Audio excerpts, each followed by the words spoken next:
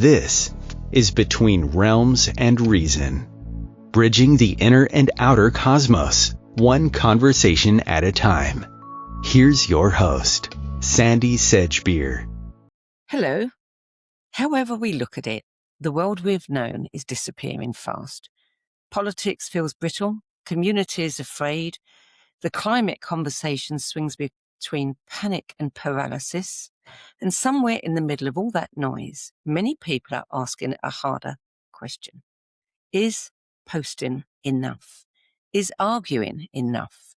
Is talking enough? Today's guest doesn't think so. Whitney Freya, artist, author, and founder of the Great Mother March, is leading a 500-mile pilgrimage from Asheville, North Carolina, to Washington, D.C., arriving on Earth Day 2026 with the aim of seeding positive change, one step at a time. This is not a protest or a rally.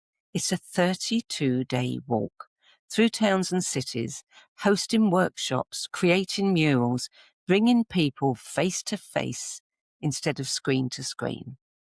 Having spent nearly 3 decades teaching creativity as a force for transformation, training more than 600 creative frequency coaches worldwide, and writing 4 books on New Paradigm Creativity, including 30 Days to Unstoppable, Whitney Freya is now taking everything she's talked about possibility and turning it into something physical.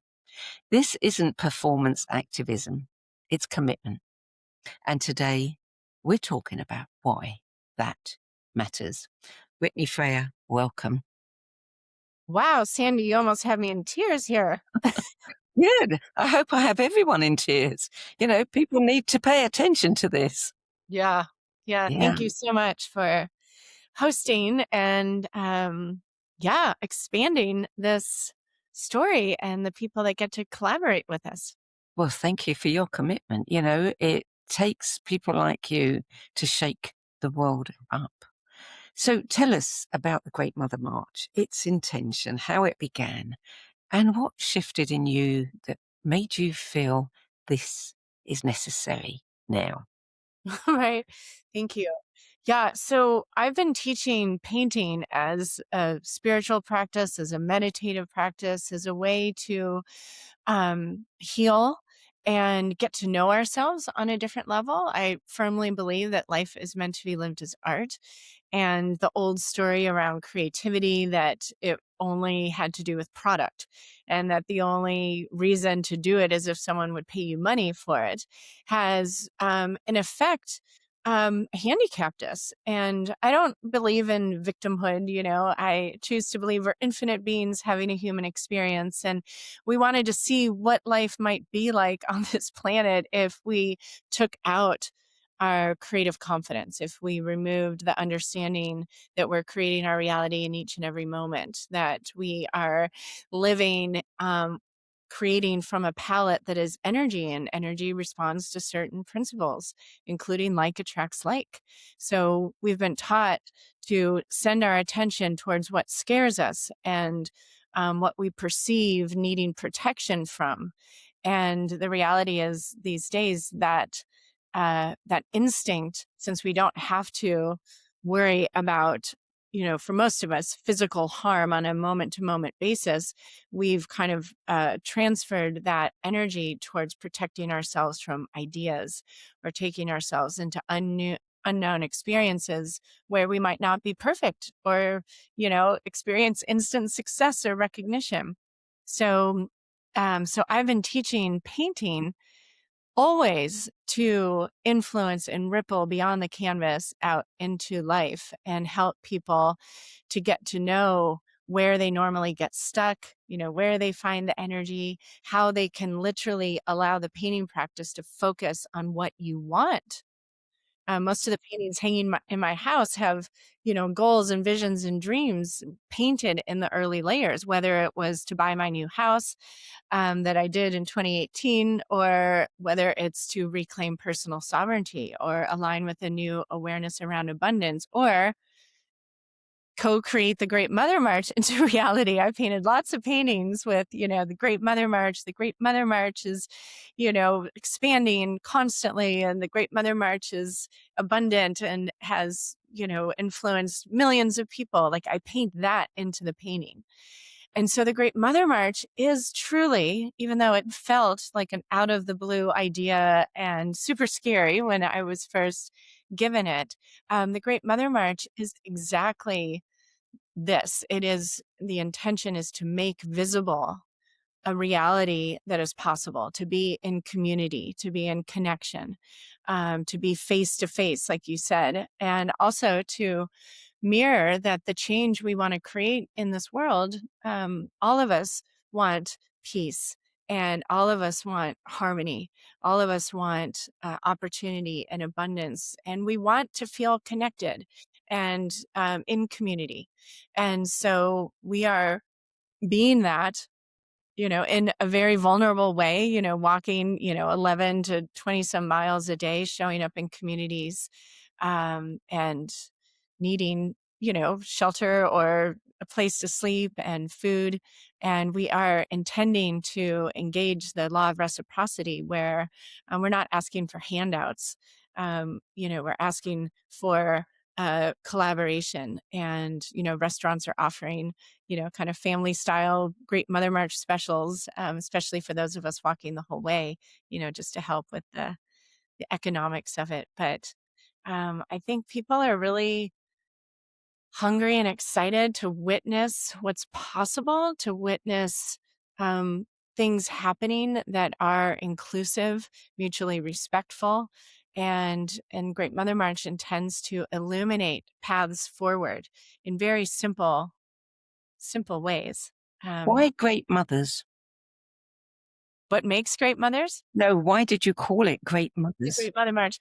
Well, so it's important to understand that I was literally just sitting on the front porch having tea one morning when, and thinking about my trip to Asheville months from then. It was November 2024, and I was thinking about going to Asheville to teach, which I was that coming March. And I literally heard, I get just thoughts that I might have used to mark up as random thoughts, right? But there are these thoughts that just like come in uninvited, and they're just noticeably not my own. And I'm sure many of you have experienced this with or without awareness. So literally all of a sudden it was like women are marching from Asheville to the US Capitol, and it took my breath away. It brought me to tears. And it was this feeling, because I know these calls. That's how I opened an art center with no art background. And my first reaction was just like this, like losing my breath, so emotional, and just like, why are you telling me this? I'm not sure I want to hear this idea, and what I teach to people, like in 30 Days to Unstoppable, when your unstoppable dream comes in, like the Great Mother March did, all you want to do is stay open. And so that's what I said in my head. I'm like, I'm open, I'm stay open. So show me if this is really something you want me to do. You have to show me through things like synchronicities and coincidences. And it was honestly 2 weeks later when I committed to the Great Mother March that the Great Mother March came in, the name of it. And for me, the Great Mother is an embodiment, a personification of the sacred feminine, the empowered feminine, the healthy feminine. And this feminine energy is meant to live and create and collaborate in perfect harmony with the sacred masculine. And so we've heard the terms, toxic masculinity thrown around. And there's a lot of toxic femininity as well. And I'll say over and over and over again that these feminine and masculine energies are not about gender. We each have masculine and feminine energies. The masculine energy is what got Sandie and I together at the same time, clicking the same link, figuring out the audio settings, things like that. And the feminine is hopefully who's speaking through me. And the feminine is intuitive. The feminine is the creatress of new life. The feminine is the visionary. And the feminine is the aspect of each of us that is not afraid of the darkness. It's the womb space. This is the cauldron. This is where creation happens in the dark.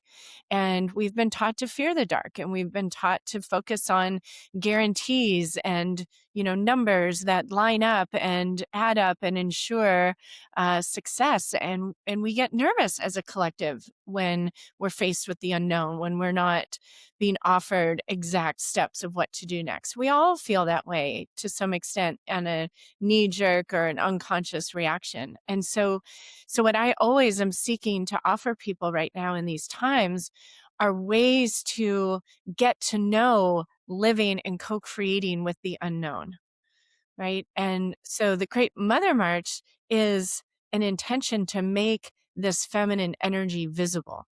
And the sacred masculine has been right alongside, as we finalize the route and interact with the Department of Transportations and permits and police and, all those things. So it's taken me personally to a whole new level of creation and collaboration, because this march can only happen with the group of people that are supporting it, and new people are coming in every day, to help and support in different ways.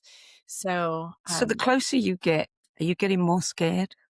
I have moments of like, "Ooh, this is going to be real," and it's exactly, again, what I teach at the canvas. So like, if you're starting to paint, don't start worrying about like how you're going to make the highlight in the eye. Like when you're starting, just start painting. So we are getting to those final details. I've ordered the biodegradable flagging tape that we'll use to mark the route each day.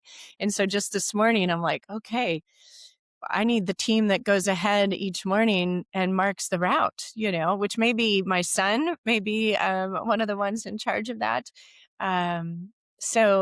So there is, I know better than to label it as fear, right? So I call it curiosity. And I allow those feelings of like, okay, how are we going to mark the trail, to just be like, oh, I'm being reminded, to bring that into my awareness and start thinking about the groups, the people that I can ask to be a part of that, kind of that team each morning, the reconnaissance team. And perhaps, of course, I think there'll be local volunteers and I'm police sure. helping with that. But so you described this as a return to balance. Yeah. What do you think is most out of balance right now? Beyond this, ridiculous rift and misunderstanding of the masculine and the feminine. Yes.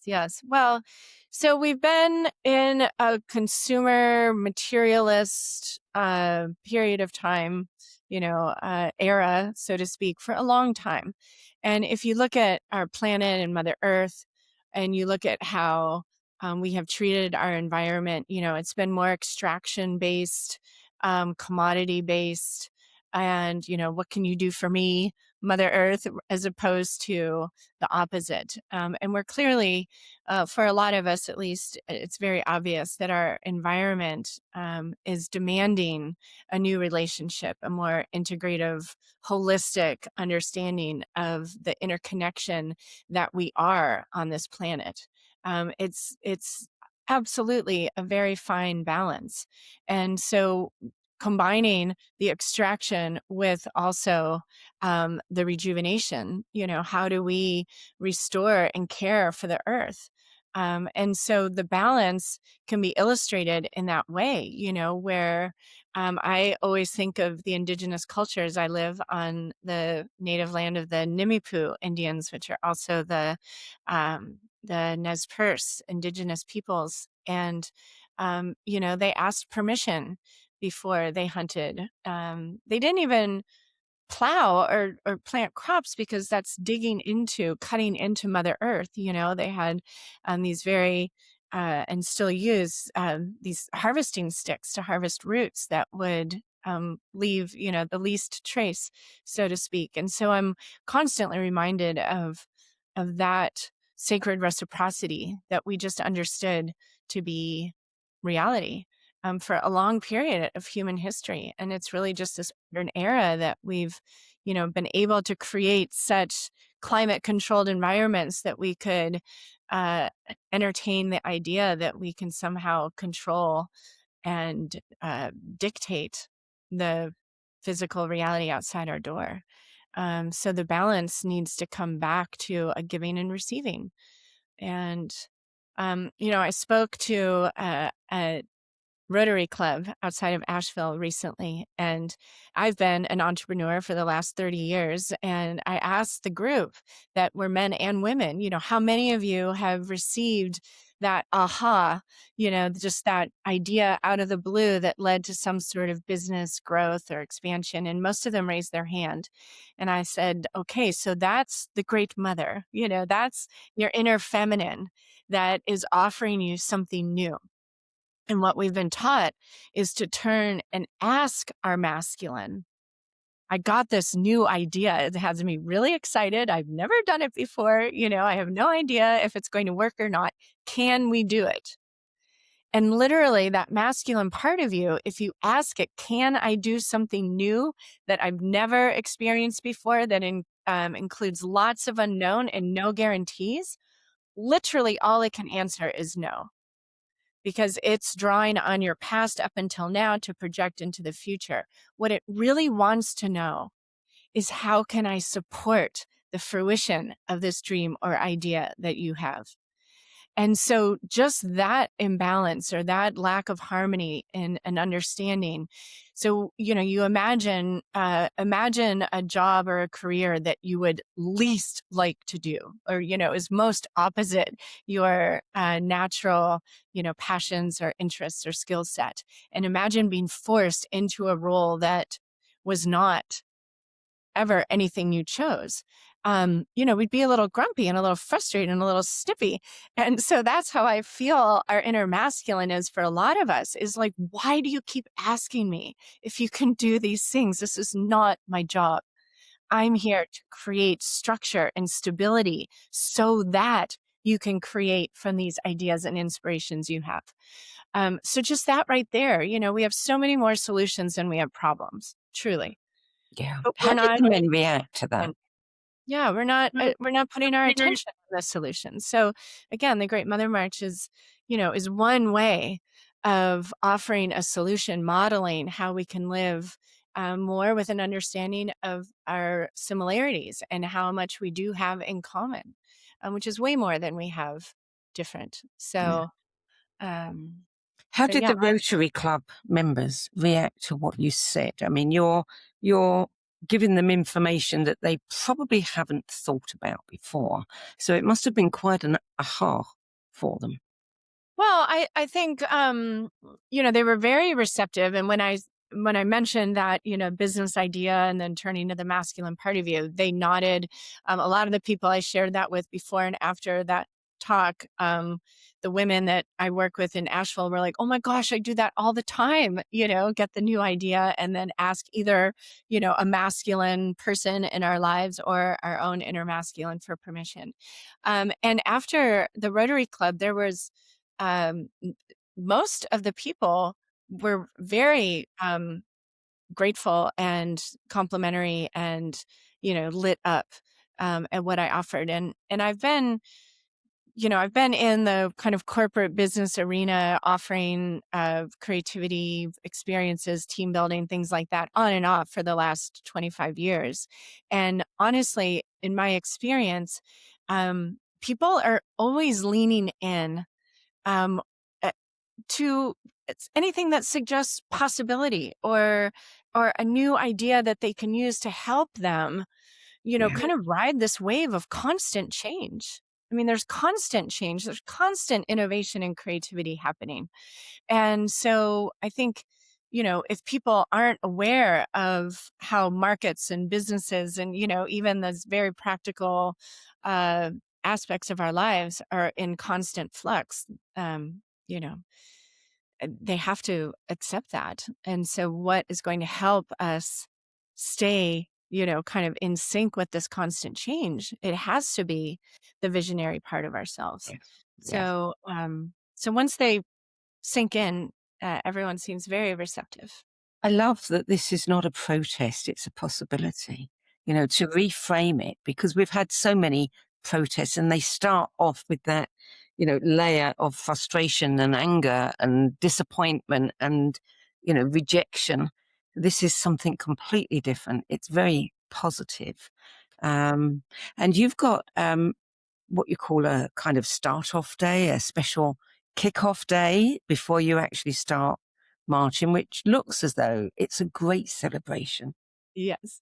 Yeah, the send-off event in Asheville is happening on Saturday, March 21st in the equinox window. And the community of Asheville, if you've never been to Asheville, oh my gosh, I've always said it's operating at a different level of consciousness. And since the Hurricane Helene, they are basking in the truth that their community comes together and their community knows how to collaborate and how to meet each other from possibility and love, rather than fear and scarcity. So it's an incredible place and space to be really building the momentum and the energy. And they are also aware of the role that they are truly playing in holding space and visualizing the Great Mother March rippling out and disrupting people's ideas around what is possible these days. And, there is a role for what I kind of have come to know as reactionary movements, what we've seen happening that is just not acceptable. And you can imagine the Great Mother, imagine the greatest, strongest, wisest, most loving, compassionate, feminine figure. What would she do? She would show up where there is injustice happening and absolutely draw the line and say, not on my watch. And it's beautiful the way communities have been coming together and creating new structures within which they're able to support each other as a community. Yeah. And then if we continue to only focus on what we don't want and only show up when there is injustice, we're still ultimately only paying attention to the injustice. And so again, to harmonize, to bring back into balance, we also need the movements and the opportunities to express what we are for in the world that we are choosing for ourselves moving forward and our children and grandchildren. And I think people are hungry for an orientation. And we saw the way the monks were received and how many people were tuning in, on social media and all the media to witness the energy, the frequency with which those monks moved through our country.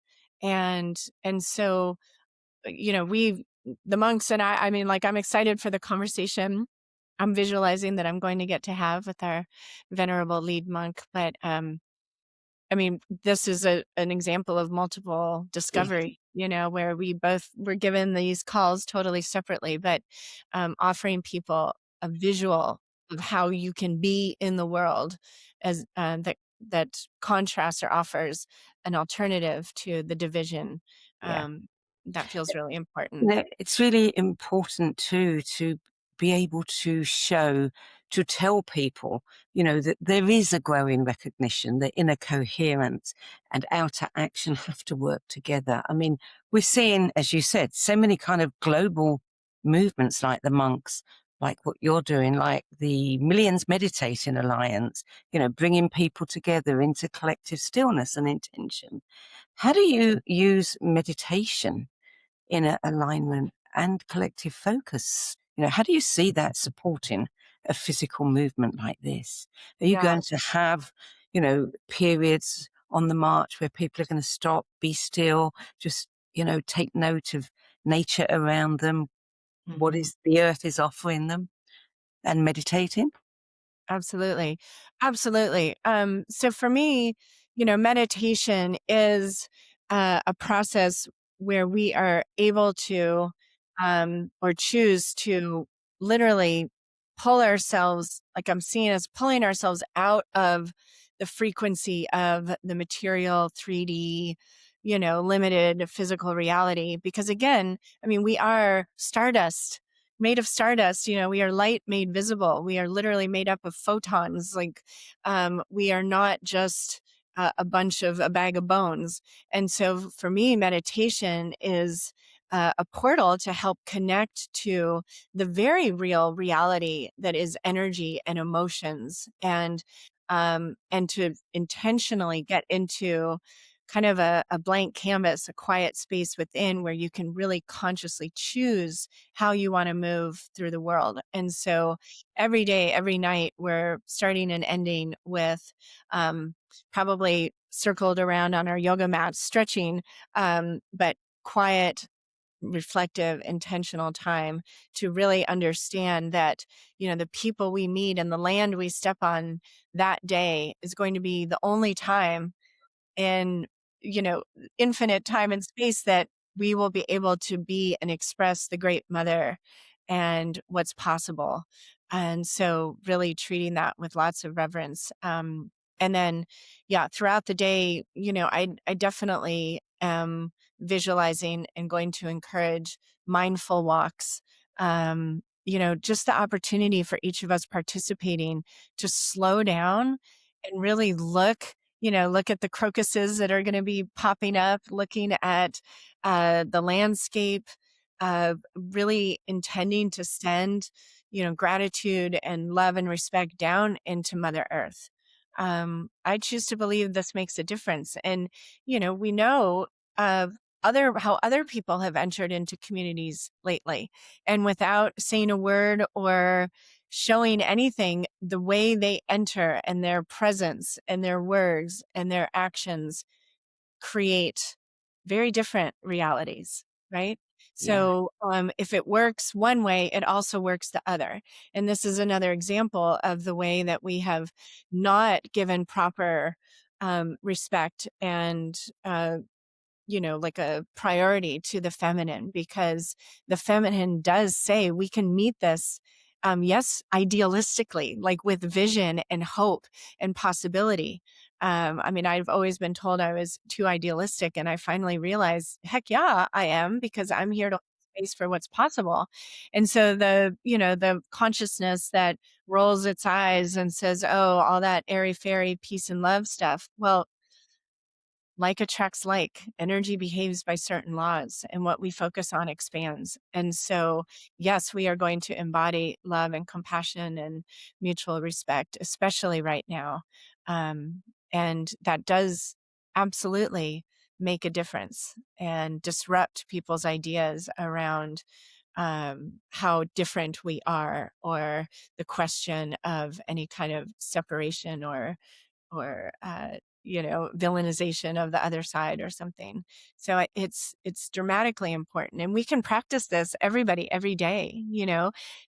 Practice walking into the post office or your kitchen with your family, or the place where you work, and walk in just imagining and looking for examples of love and compassion. If you drive down through your community and look around, you see people, going to the market to get food to cook for their family. You see people holding hands and playing with children. There's love everywhere. There are examples of compassion and community everywhere we look. I've driven all the way from Oregon to Asheville to Williamsburg, Virginia right now. I haven't seen a single example of hate or violence or any of these things. So what do we really have more of in abundance in our world is that. So 500 miles, that's a nice, neat figure, 500 miles, not 375 and a half or something. Was it coincidental that, where did you start? Did you say, well, we're going to start this there, and that happens to be 500 miles? Yeah. Or how did that work? I heard Asheville to the U.S. Capitol, and the route, I don't know if it's exactly 500. The last thing I saw, because we're constantly right now fine-tuning the routes with local police and sheriffs and all the departments of transportation and everything, but I think the last thing I saw was 511 miles. But what's interesting is one, that the Camino de Santiago, at least the Yes. traditional route in northern Spain, is almost exactly I was going to say that. Yeah. 1 miles. Yeah. And so that was a coincidence. When I knew we were starting to walk on March 22nd, I started to do the math, like the total mileage, and divide it by 15 miles a day. I'm like, okay, that seems, like a lot, but maybe. And that would have taken us like 2.5 months or something to get to DC. I'm like, okay, we can't be walking that long. And so I thought, okay, so March 22nd to April 22nd is actually 32 days, but it sounds like a month. So let's do the math there. And that just ended up putting us in DC on April 22nd. So I go into my calendar to like put down, Great Mother March arrives in DC, and I noticed that that's Earth Day. And, it's like, oh my gosh, the magic and the synchronicity, the affirmation, I take that as an affirmation, like we're doing the right thing, because Great Mother for some people is going to be Mother Earth, is going to be, Pachamama, Gaia. For other people, Great Mother is going to be Mother Mary. For other people, it's going to be their Great Mother. It has nothing to do with women being mothers. It's the bigger archetype that is within all of us. So are people registering to join and do the entire walk? Are Yeah. people just, registering to join but only want to do bits and pieces? How many people have you got? Right. So we have a registration. So you want to go to greatmothermarch.com and you share your email. Make sure you click to get the updates if you want the updates. And then there's another screen where there's a link to indicate exactly when you're joining us on the march. So whether it's for 3 or 4 days, a week, 2 weeks, or the entire march. We have a lot of people that are doing like the first week from Asheville. We have a lot of people that are going to be meeting us in Charlottesville, Virginia, where we have our one non-walking day, and we're celebrating at Ix Art Park with an incredible community in Charlottesville. And then it's about 8 days from Charlottesville to DC. The 15th of April to the 22nd is that last stretch of the march. So people can join at any time. Right now, I think we have about 20 to 25 people that will be joining us for the whole march, which is great. One of the lovely lessons I got from the monks is that we didn't need hundreds of people walking the whole way. And logistically and with safety and all that, that feels like a really good thing. So we don't have it's not the culture of like, you've got to walk the whole way. We'll be walking in shifts. There will always be feet on the ground. And we have people all around the world painting hearts for us. And it's just taken off like crazy. And so we're going to be handing out painted hearts to everyone we meet on the march. And we have hearts that have arrived from Australia. We have hearts coming from India and Denmark. I think Denmark or Belgium, there's a community there painting hearts. We have the woman who's receiving the hearts lives here in Williamsburg, and that was just a coincidence that I got inspired by her hearts and asked her to kind of spearhead this. And so she gave me a whole huge bag of hearts when I was visiting her on Friday night. And she's coming to Charlottesville, so people will be able to continue to send her the hearts, and that information is on our website and the Facebook group. If you just search Great Mother March, you'll find all the things. So the participation in the march is very accessible. So you can join for a couple of days. You don't have to walk the whole way. We have local volunteers that are setting up cheering stations, along the route. We're not carrying any single-use plastic water bottles. We have our own water bottles. Between volunteers and fire departments, we're going to have people there to help us stay hydrated. And so there are lots of ways to participate. You can paint hearts, and then just tuning in online when we're marching. We'll be sharing on Instagram and Facebook. It's at Great Mother March. Both of those will get you to us. And just sharing so that more people can see something positive and life affirming that's being created. And we have a sister march in Spain, potentially one in Germany. Very good. Yeah. We have a monastery in Bhutan that is praying for us now and during the march. So it really has become. So as you're having to do all the practical, all the grunt work of, talking to, the authorities in different towns because of, the roads, the safety, the fire department, whatever, how are they all reacting when you tell them what you're doing? Honestly, everyone has been so helpful. Everyone has been very respectful. Like, we haven't had anyone in any moment, tell us we're crazy or, scoff at us or whatever. Everyone has been very, very accommodating, supportive. The Virginia Department of Transportation has coordinated, an across district collaboration to help make it simple. So we weren't, individually reaching out to every single district. And they're taking it very seriously, which is exactly what we would want them to do. They're absolutely most interested in keeping us safe, as well as making the experience, as amazing as possible. It feels like, especially since the monks, people just get it.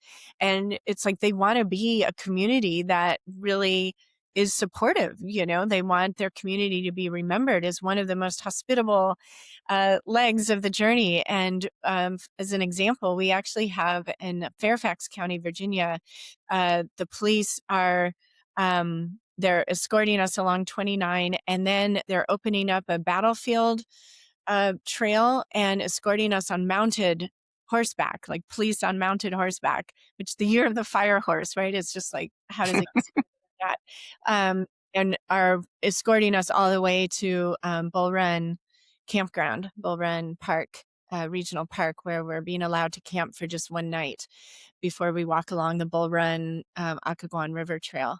So it's been honestly very enjoyable interacting with the police and the sheriffs and the Department of Transportation, and that has been really lovely. And a perfect example, again, of the feminine and the masculine. Like, this could be a men's march, and it would still be like, okay, so this is a new thing, that clearly, the monks have made a little more visible. And then these organizations are coming in to provide the structure and the stability so we can, express and share what we want with the world. So that in and of itself is an amazing example of the harmony and balance that we're. So when you walk into a town, a village, a community, obviously there's going to be people there wanting to participate and talk to you, see you, are you going to spend a few hours there doing things with the local community? Or are you going straight through? No, absolutely. So we're going straight through the communities that that we get to midday kind of thing, right? And I'm sure they'll be, clearly we'll be handing out hearts and interacting to some extent. But the evening stops, which, the evening stops, the most distance they are from the communities we walk through would be, 5, 10, 15 miles, right? So people are absolutely encouraged to join us in the evening stops. And in every stop, we are rolling out this large, like 12 to 14 foot diameter mural that's on a large canvas or like a drop cloth that's been, prepared for the mural. And we're inviting the communities to come make their mark and, be an artist on the Great Mother March mural that will end up rolled out on the mall in Washington, D.C., and us just circling around it. People encircle in this human dollar, just like we've most often gathered, and especially in our indigenous roots, around circles.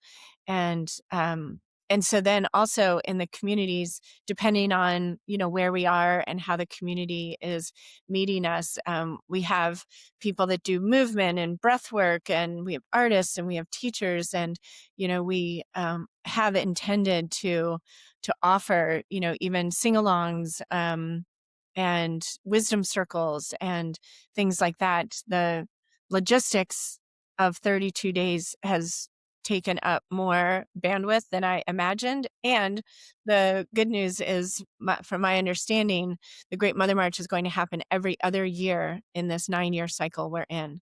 And so there will be an opportunity for us to make the Great Mother visible again in 2 years, and have the route more or less, finalized right from the get-go, and then spend more time on what I consider, of course, to be the fun part. But I think a lot of this is going to be spontaneous, and we welcome the communities to co-create with us. Like, who in your community wants to show up, with a dance or a ceremony or improv, or, there are so many ways that we can engage. And that's going to be part of the You talked about, the way that these ideas come in. I call them downloads. They come in complete. You can Yes. see the whole picture, and it's breathtaking and it's frightening. Yes. But yours has grown and grown and grown. I mean, you saw one vision, but now you're seeing so many aspects of that vision, and now it's becoming something that you're going to repeat every other year. How do you feel about that? How do you feel about the commitment that you've made to that? Yeah. Well, my whole life, I mean, when I got the similar download, like you said, to open an art center so people could go and create art, to learn what they need to go back out into the art that is their life and create what they want more of. That was another, instant kind of like, oh, okay, I'm doing this, I guess. And so I often send gratitude to my 26-year-old self for following that, scary idea and bringing that into fruition. So, in most of the ways I think about this, I'd be more afraid not, to say yes to the ideas. But watching it now, like going on Facebook and just seeing hearts being painted all over the world, people coming together, friends and family coming together around the kitchen table, painting hearts, and feeling so great, like noticing how wonderful it feels to get together and just paint hearts. That's exactly what I've been, inviting people into, like this relationship with paint and creativity, that it is literally restorative. It's therapeutic. It is medicine. It's very practical magic. And to see that happening all over the world, to get messages. I got a message yesterday from a man in Asheville who leads an ecstatic dance experience. I don't know if it's every equinox, but it's going to be happening the same time as the send-off. And he said, I know you won't be able to come, but we are donating all the proceeds to the Great Mother March. I've never met him. I'm not going to be able to be there. We're going to be busy with our event, but I have people showing up at meetings online and in person that are telling me I never get involved in things like this, or I never cry, and they're getting involved and they're crying, to witness, the idea that comes through you. And I also teach and I'm living the belief that these ideas are given to us. Yes. And our role as infinite beings in this body is to be the on the ground entry point for these ideas, so it's like I'm just the paintbrush, in the painting analogy, and the Great Mother is holding the brush, and I'm just trying to do a really good job of not, I can't do that, the brush trying to tell the artist that it can't do that, like, okay, wherever you want me to go. And it's very humbling, and it brings me to tears multiple times a day to watch an idea take on its own life, I love the community aspect of it. During the Second World War, I'm sure this happened in America. It certainly did in England, where all the women's institutes and the women used to get together and they would knit. They would create things, to send off to the guys at war, whether it's clothing, scarves, you name it. And it was a way of bringing the whole community together. And that's exactly what you're doing with this and the hearts.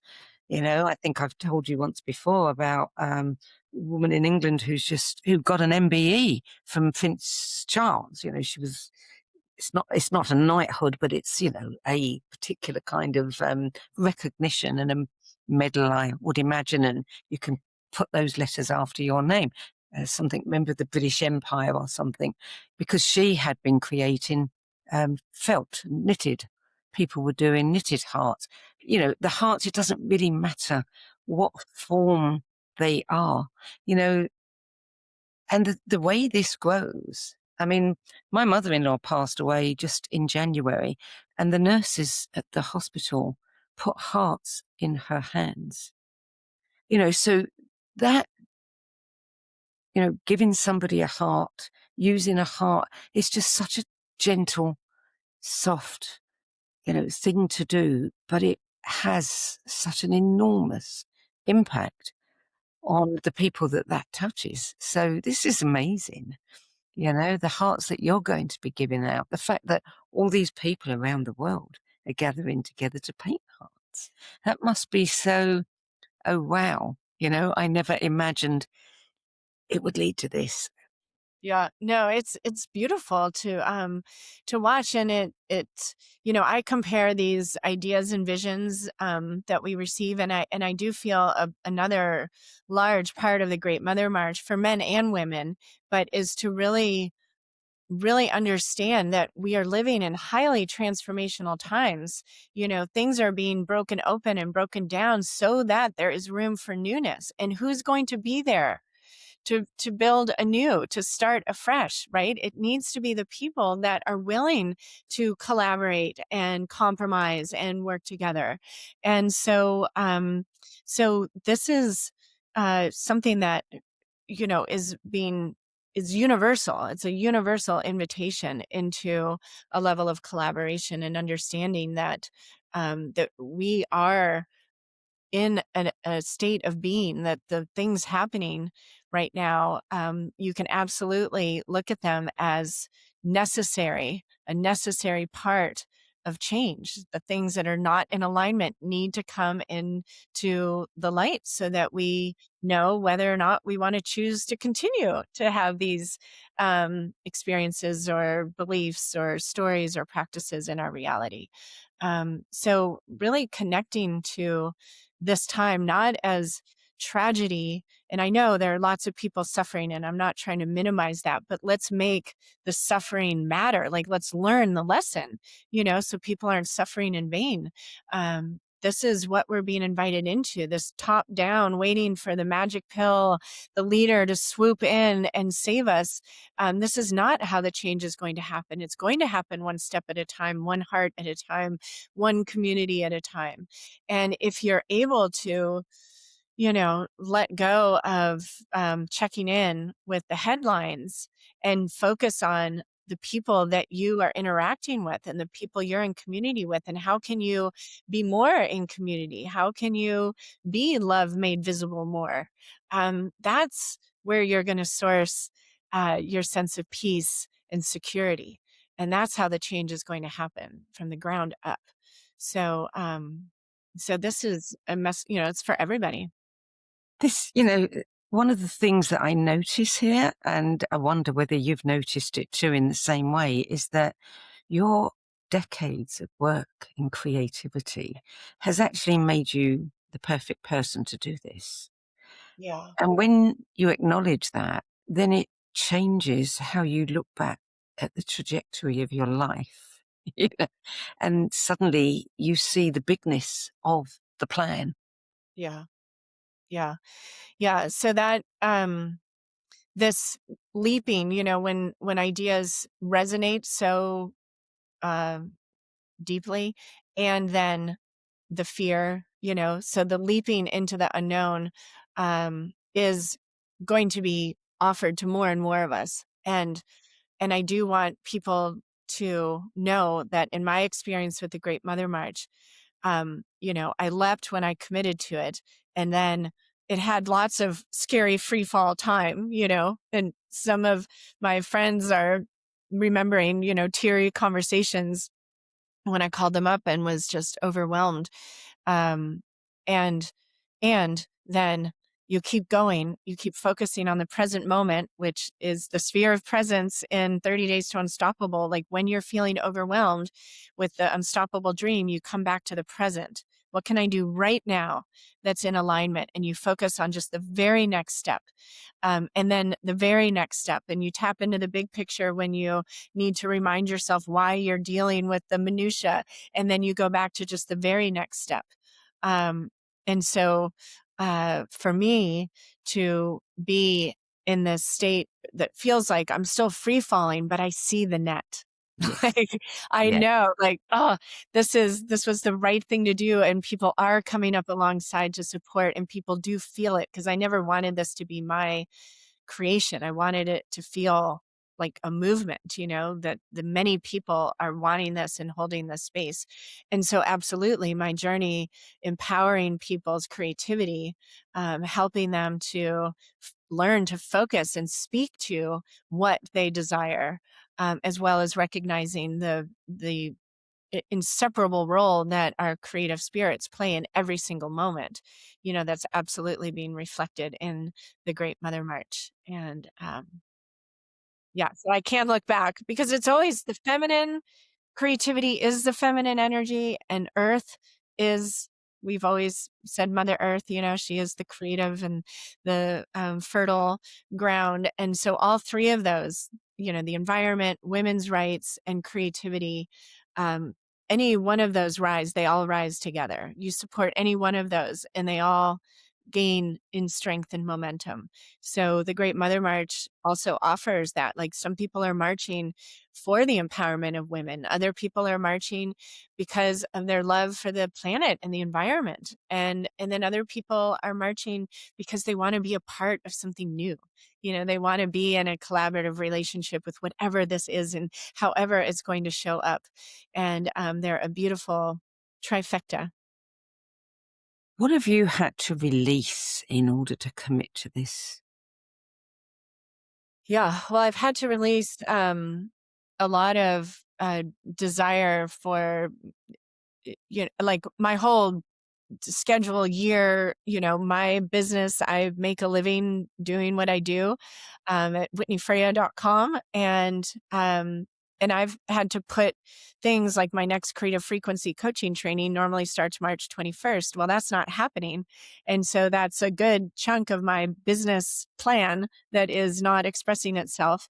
I have very little official scheduled after the Great Mother March, because I am aware of wanting to leave room for whatever wants to come next. So that feeling of, how's this all going to work, and financially, and, time and things like that is not been easy. And I've had lots of conversations with people, that I can tell they're just tapping into different parts of their awareness, like, oh, I couldn't possibly not work or walk for a month. Mm. Okay. And that's clearly a legitimate, it's reality for a lot of people. And for me, it's like, how do I choose to meet these times?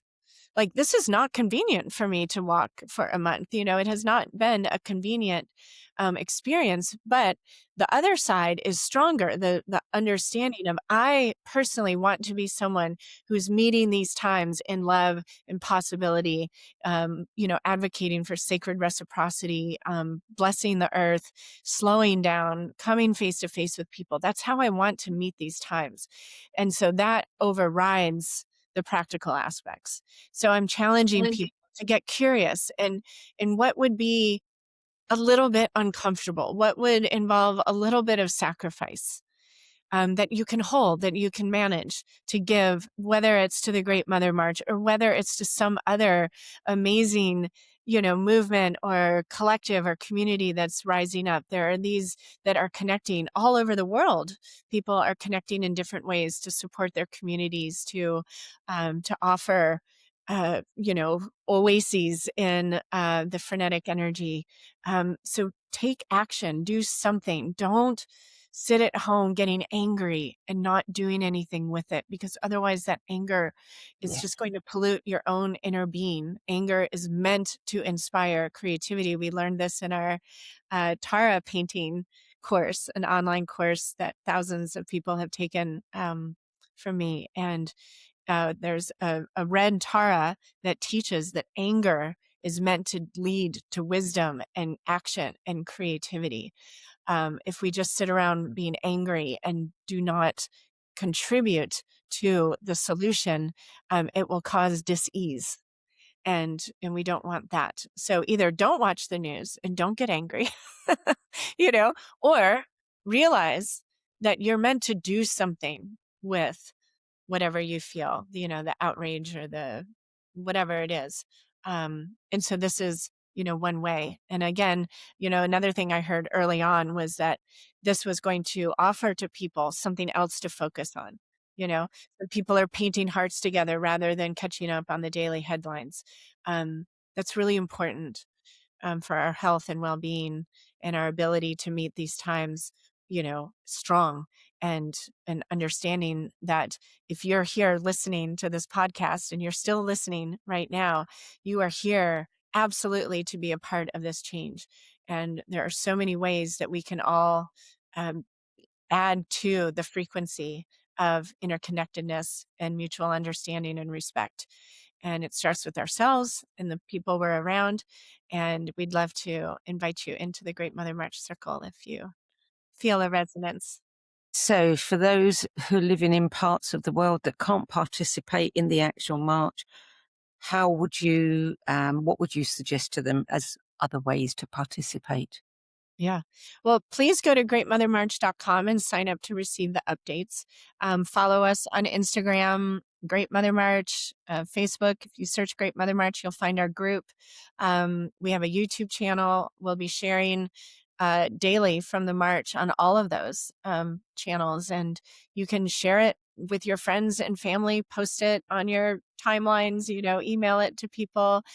So just sharing us while we're marching is going to be a huge help, because that's one of the most powerful aspects of this, is for people to see, alongside the chaos, to see harmony and to see love and to see this empowered feminine, men and women, walking together in honor of the sacred feminine. And then, of course, you're invited to paint hearts. We are still in need of and accepting donations to pay for different aspects of safety and transportation, accommodation, porta-johns, so many things. So there's lots of ways to be a part. And, I think there's still time for sister marches. It's one idea is on the equinox to organize, find just a section in your town or a trail that you could invite people to walk, and understand that by you walking and gathering on the 21st, you're also supporting the Great Mother March energetically. And again, emphasizing that where we want to go together, and I believe all of us would agree on a destination where there is more, harmony and love than the other, it's going to happen one step at a time. So join us wherever you are, walking and meditating on one step at a time and blessing the earth with every step. Whitney Freya, thank you for joining me today, and thank you for saying yes. Thank you, Sandie. So when people feel powerless, they either withdraw or they rage. This march offers another path. Show up, walk, create, and connect. 500 miles won't fix everything, but it reminds us that change isn't abstract, it's physical, it's communal, it takes time and effort, and there is something very powerful about moving your body toward what you believe in, step by step, mile by mile. So think about this. It's easy to feel small right now. It's easy to scroll, to argue, to shut down. And let's face it, we know 500 miles is not going to solve every problem, but it does interrupt helplessness. It reminds us that change isn't theoretical. It requires effort, time, and presence. And you don't have to walk 500 miles, but you might ask yourself, where in your life is it time to stop scrolling, stop commenting, stop raging, and start moving? The send-off event is in Pack Square, Asheville, North Carolina on March 21st, and the walk starts March 22nd. 32 days. If you're within reach of North Carolina, Virginia, or Washington, D.C., you can join for a day, a week, or the full 32 days. If you're elsewhere, you can participate online, host a parallel gathering, or bring creativity and service into your own community. So details, routes, and ways to participate are at greatmothermarch.com. That's it for this week. I'm Sandie Sedgbeer. Thanks for watching. Till next time. If today's conversation sparked your curiosity, you'll love our other shows. The Synergy Sessions, where leading-edge thinkers collide in bold, unscripted dialogues that ignite new possibilities. Between Realms and Reason, where we journey into the mysterious consciousness, energy, and the hidden layers of reality, where science converges with spirit in ways you've never imagined. And the No BS Spiritual Book Club, where leading-edge new thought speakers, teachers, authors, and luminaries who've walked this path before you share the 10 books that had the biggest impact on their life journey. All 3 shows are available on YouTube, Spotify, Substack, and all major podcast platforms. For more information, visit sedgbeer.com. That's SEDGBEER.com.